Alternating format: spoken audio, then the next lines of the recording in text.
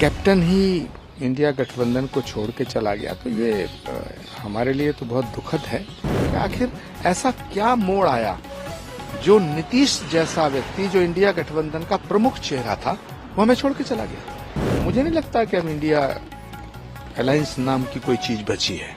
इसके कई कारण हैं, लेकिन मुख्य कारण जो मैं देख पा रहा हूँ, एक तो राम मंदिर के निमंत्रण को ठुकराना। जो इंडिया गठबंधन को बनाने वाले लोग हैं और जिनके ऊपर जिम्मेदारी थी, ये उनकी असफलताओं का परिणाम है, ये उनके निकम्मेपन का परिणाम है। लेकिन नीतीश कुमार जी एक बहुत ही सुलझे हुए राजनेता हैं और बहुत वरिष्ठ हैं, और उनका इस तरह से इंडिया गठबंधन को छोड़ के जाना, क्योंकि इंडिया गठबंधन के एक प्रमुख चेहरे थे वो, या यूं कहिए उसके संस्थापक सदस्य जैसे होता है।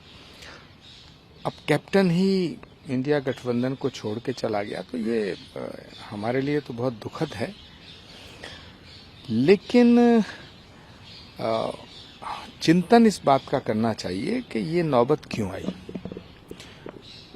उन नेताओं के खिलाफ कार्रवाई होनी चाहिए जो इंडिया गठबंधन में कोऑर्डिनेट कर रहे थे। आखिर ये कौन लोग हैं? क्या इन्हें पॉलिटिक्स की समझ नहीं है? क्या ये सहयोगी दलों का सम्मान करना नहीं जानते हैं? क्या ये उनसे ठीक कोऑर्डिनेशन नहीं करते हैं? क्या ये राहुल गांधी जी को और खड़गे जी को ठीक ब्रीफ नहीं कर पाते हैं? भाई, पंजाब में आम आदमी पार्टी ने हमें दिखा दिया, ममता जी ने बंगाल में दिखा दिया, अखिलेश जी ने भिक्षा स्वरूप जैसे भीख में देते हैं ना 11 सीट देने की बात, कांग्रेस पार्टी 11 सीटों पे लड़ेगी और समाजवादी 70 पे लड़ेगी। अब बिहार नीतीश कुमार जी ने पलटा ही मार दिया, पूरा तख्ता पलट कर दिया, पूरब से पश्चिम हो गए। तो मुझे लगता है कि ये इंडिया गठबंधन को मजबूत करने के लिए या उसको जो कोऑर्डिनेट करने के लिए जो भी नेता काम कर रहे थे, मैं आदरणीय खड़गे जी से और राहुल जी से ये निवेदन करना चाहूंगा कि उनके खिलाफ कार्रवाई होनी चाहिए कि आखिर ऐसा क्या मोड़ आया जो नीतीश जैसा व्यक्ति जो इंडिया गठबंधन का प्रमुख चेहरा था वो हमें छोड़ के चला गया। पर अब सवाल कहाँ रहा भाई, यानी कि आपका अलायंस टूट गया, खत्म हो चुका है इंडिया अलायंस। देखिए, ये सब का जो हुआ है बड़ा अनफॉर्चुनेट है, और मुझे नहीं लगता कि अब इंडिया अलायंस नाम की कोई चीज बची है।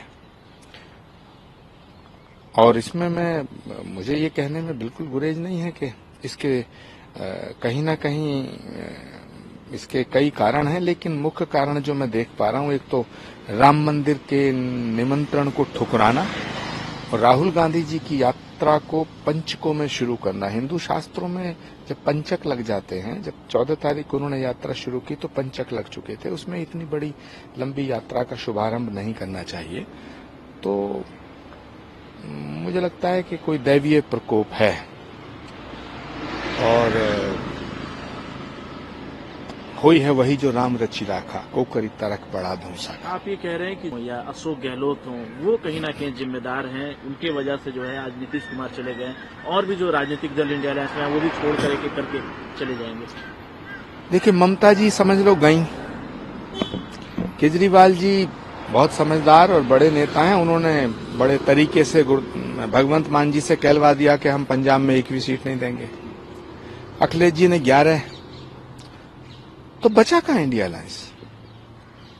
और मुझे लगता है कि अभी और भी कई बड़े विकेट हैं जो गिरेंगे। मैं तो किसी कन्वर्सेशन का हिस्सा नहीं हूं, लेकिन जो हमारे शास्त्रों में एक कहावत है, प्रत्यक्षम किम प्रमाणम, प्रत्यक्ष को प्रमाण की आवश्यकता नहीं होती है। और राजनीति तो संभावनाओं का खेल है। दूरदर्शिता जिन नेताओं में नहीं है उन्हें शायद नहीं दिख रहा है, ये मुझे तो दिख रहा है। इसलिए मैंने पहले भी कहा था कि नीतीश जी पे नजर रखो, या तो उन्हें हम साथ ना लाते या उनका हम पूरा सम्मान करते। तो जैसा बयान और जैसी घटना मुझे देखने को मिल रही है, मुझे लगता है कि जो इंडिया गठबंधन को बनाने वाले लोग हैं और जिनके ऊपर जिम्मेदारी थी, ये उनकी असफलताओं का परिणाम है, ये उनके निकम्मेपन का परिणाम है। उत्तर प्रदेश से आते हैं, बहुत बारीकी से देखते हैं, क्या बात बन पाएगी 11 सीटों पे? कांग्रेस कोई भिखारी थोड़ी है, याचक है क्या कांग्रेस पार्टी जो अखिलेश यादव जी के सामने कटोरा लेके 11 सीट पे चुनाव लड़ेगी? है ये तो ठीक है, समय समय का फेर है। अगर इंडिया अलायंस को के कोऑर्डिनेशन के रूप में प्रियंका जी को लगाया होता, प्रियंका गांधी जी को, अरविंद केजरीवाल जी को, तो मैं समझता हूं ये नीतीश कुमार छोड़ के ना जाते।